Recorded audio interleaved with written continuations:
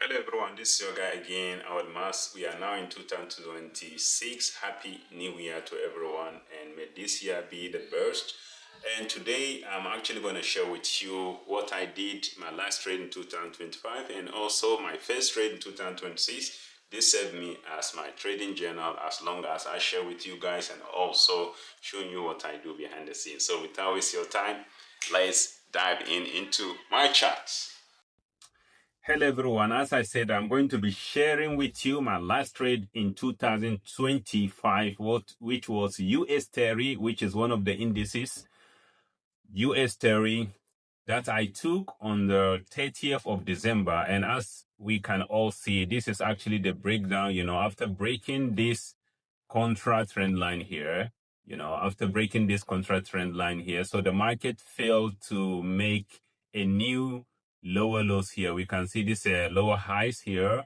You can see this is a lower highs here, and the market failed to make a new lower low downwards here. So the market came back here. The bulls didn't allow the bears to push the market downwards, so they were able to break this contract trend line and then retested. So it has actually invalidated the movement of the downwards, as I said it previously before, and then came back to these highs, and then retested, and that is where I got my entry. And if you are following actually my trades, you can see that I really made this video. If you haven't watched it, you can go on YouTube and see how I break it down. Very simple. So I ride from this side, taking this trade, this trade from this side here, my entry point, this side to that side, which was giving 1 to 4 risk reward ratio because my stop loss was just below in this point, So guys, you can see this is my last trade in 2025, which went positive. And from then, I haven't traded, because there is a lot of what we call it. There is holidays and also the liquidity is very low, so I decided not to trade at all. So this is one of my last trade in 2025, and now on the 2nd of January 2026, which was my first trade, after being patient, waiting without interfering with any market condition. So I came back and then I wake up in the morning, I was actually anticipating this market, which is USDJPY, because I've seen what happened previously. We can see that the market was able to break this contract trend line here. I'm going to show you here. It break this contract trend line here, and we break the what we call it, lower highs, the previous lower highs here, and then we retested on it, and then this place was where the market jumped. So the market tried to do the same thing. We see after the market going high, the bulls were able to push the market down. The bears decided again to put the market down just like it did previously here. The market failed to make a new lower highs again, and to fail to do a new lower lows. We have a lower highs here, and then the market tried to go upside down here, but it couldn't because the bulls were not allowing the bears. And what happened? They did the same thing that they did previously. They broke this contract trend line here, and then came back to the demand zone in this area, forming the double bottom. So this is what's giving me a little bit of conviction that this market is likely to do what, to continue upside down. So what did I do? I just wait patiently until this 4-hour candle. Let me make it big so guys you can see. I just waited patiently until I see that this 4-hour candle here has formed. So after forming this 4-hour candle here, this actually give me like what we call it, give me a little bit of hope that conviction that this market is likely to continue upwards. So which candle am I talking about? We see there's a 4-hour candle here, but I wasn't convinced enough. Why? Because the market broke the highs here. Guys, you can see the market broke this, what we call it. If the market broke this, what we call it, resistant level, which is likely to push the market down. We can see that the market came to this point and then push the market down. So I'm waiting for the market. So the market was able to break this zone, which is a resistant area. And then there is a bullish candle here, which is what we call it, the bullish engulfing candlestick here. We can see it here that is a really strong bullish candle. So that actually gives me the confirmation that the market is going to go higher. So what did I do? My entry, I decided to get in, after this candle was, was formed. So let me show you how. So I made something like this. I bring my, my position size here, and I was anticipating for this market to go to this zone here, to go to this zone here. But I was holding, I saw this trade before I go to work by 6 a.m., 6 o'clock, 6:30 a.m.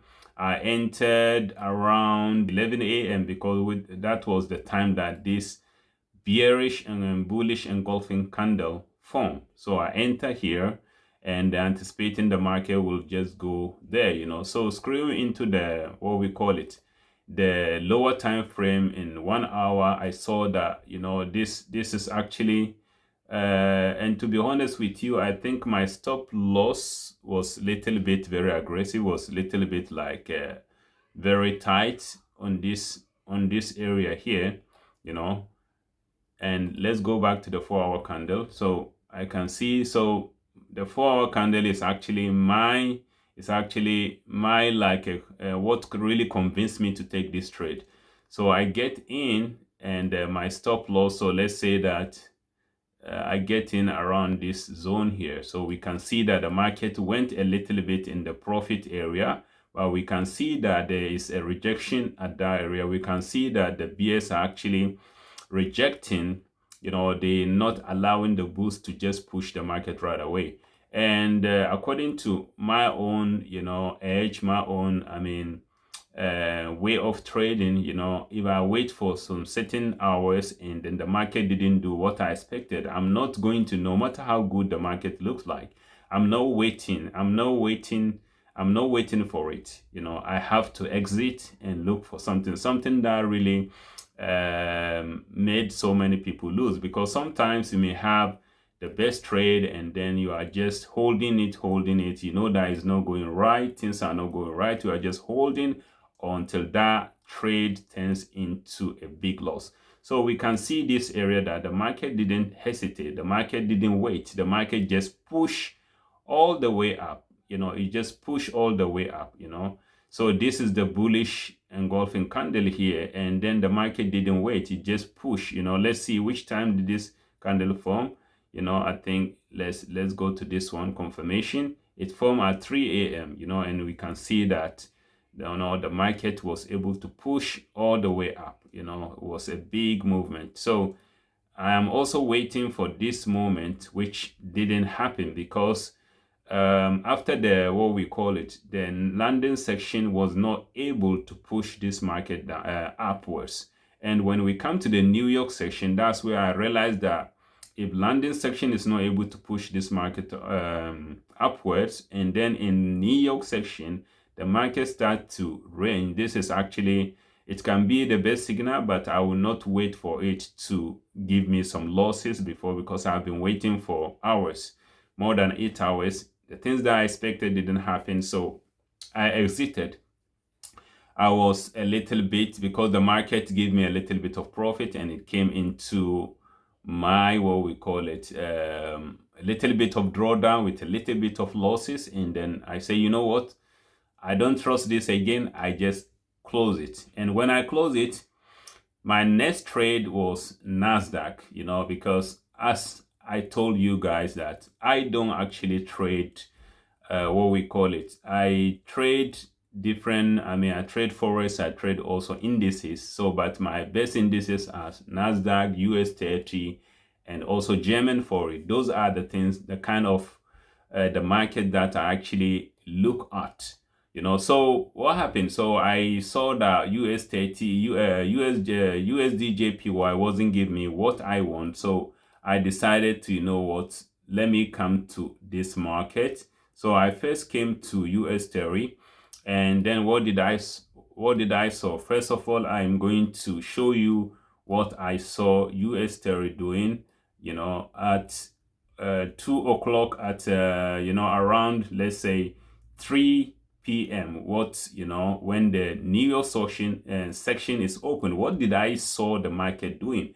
I saw that there was a huge bearish momentum in this area, guys. You can see this candle was really pushing all the way down to this zone, which is a big movement, guys. We can see, let me go into the, what we call it, 15 minutes time frame. Can we see this candle, guys? We can see that there's a bearish momentum in this area at a specific period of time, and they actually ended by 3:30. By 3:30, 3:45, the candle is over, and then after there's a new momentum. But when I saw this, I didn't jump into US 30. So I said, you know what? Since US 30 is doing this, there's a likelihood that Nasdaq will do something like that. But that time, Nasdaq was actually playing around this zone. Guys, can you see this zone here?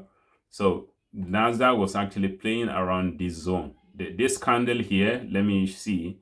It was by 3:30. This candle was still here. Why US 30 is still going down, but according to the market correlations and the things that I have as experience, I realized that Nasdaq will be likely, there's a big chance that Nasdaq will continue downwards. But after that, you have to make your due diligence. You have to see what's your reason of thinking, not just because of correlation. There are many factors you have to consult in order for you to understand and to decide whether you are going to buy or sell. But because we can see that this area here is actually invalidated, so that area can be very tricky, when the contra trend line, is broken. So we can see that the bulls are actually in control. They break the what we call it, the resistance level, and retest. And after retesting, there's a likelihood that this market will continue upwards. Stay with me, guys. It can continue upwards this way. You can see that is actually what most traders are actually waiting for. They think this market will actually go higher, which really makes sense. Don't get me wrong. So for me, as I've seen this happening many times, I realize that sometimes when the contra trend line is broken, you don't have to make your final conclusion. You have to be aware of what is likely to happen. First of all, and this area is on the, what we call it, resistance level here, guys. We can see this level, which I'm going to mark with what we call, let me take it. You can see this area. First of all, it's a resistant area. There's a lot of sellers in this area. And secondly, let me use the Fibonacci retracement, to give a little bit of confluence. So if this market rally from this area to this zone, this area here is actually 0.78% of Fibonacci retracement, which is actually happening sometime, because once it happened in 0.78% Fibonacci retracement, most of the time the market can really move in an opposite direction in a very aggressive way. So what happened? What did I do? So I said, you know what, since US 30 has given me, according to the correlation, once US 30 have done this, so let me wait for what's going to happen. So I went back to 15 minutes time frame, and then what happened? this market really fell, you can see that there's a rejection, there's a rejection. Let me go to 5 minutes. We can see that in 5 minutes there's a rejection of these candles here, and this is where actually my entry level went to. I decided to enter from this area. And guys, most of the time, this is actually aggressive entry. I'm not advising anyone who is new into trading to be trying this kind of aggressive entry. All this type of entry come with experience, because sometimes you have to wait for confirmations. But for me, because of what I understood about the market, I just have to, it's my way of, entering area, so this was my aggressive entry after seeing this rejection on 5 minutes, and I see this candle came back again and then couldn't continue higher. And then that is where I decided to, do what? I decided to enter in the position. So guys, we can see what happened, that it was a very huge move, guys. You can see here, this is actually, where did I exit? To this level. The market rally from 4 o'clock p.m. to 6:45. That is where I was able to exit. So if we check this trade, this is 1.6 reward ratio. 1.6 reward ratio, catching all this move all the way down here, and that is where I just close all my trades. It really give me a big profit margin, that I'm very grateful. This is one of my trade for the first trade on the 2nd of January of 2026. So this is how, the Nasdaq really crashed it for me. After this movement, guys, we can see after this movement, though, then, and I'm gonna tell you. So first of all, the market was technically, the market was in a resistance level. We can see that this market came all the way down. We retested 0.78% Fibonacci retracement. And then we have a break of contract trend line, which is showing a bullish, like it's likely to continue. But pay attention when the market is playing around the resistance level, or is playing around the support level, or it couldn't break the support level. You have to pay attention to that, because that can be a trap. So this I consider is like a trap. It feels what we call a false breakout, and this is what actually trapped most of the new traders. So after that happened, so I catch it, and then the entry was so smooth. So as I tell you guys, we always follow the MLS, which is the market structure, the levels, and the signals. So the market structure, we can see that the market is it didn't follow actually the market structure, which is invalidated, but I got two things. The first one is levels. The market is in a very strong level, because we can see that this level here is a very strong level, because it was able to push the market all the way down here. So it is telling us that there's a lot of sellers willing to buy. Those same sellers who push this market downwards are the same sellers who push the market upwards here, so that they can actually take all the, to create more liquidity, take all the profit, because there are many people here selling. So they are buying, and taking all the liquidity, creating a lot of liquidity, sweeping a lot of liquidity, and then they came back into this range. And this range here is where they have a big orders, and these big orders are just what we call it failed. And then what happened? There's a big movement. So after taking my profit, I just went away, and I was like, thank you, God, this happened. And then came back to, I was like, since this was made, I came back to, let me go back to US territory to see what it's doing, because these markets are like brothers and sisters. They always play together. They always, they always emulate what the other is doing. If you see this one is doing and this one is doing the opposite, you have to expect something to happen. All this I'm telling you is based on my own personal experience. So I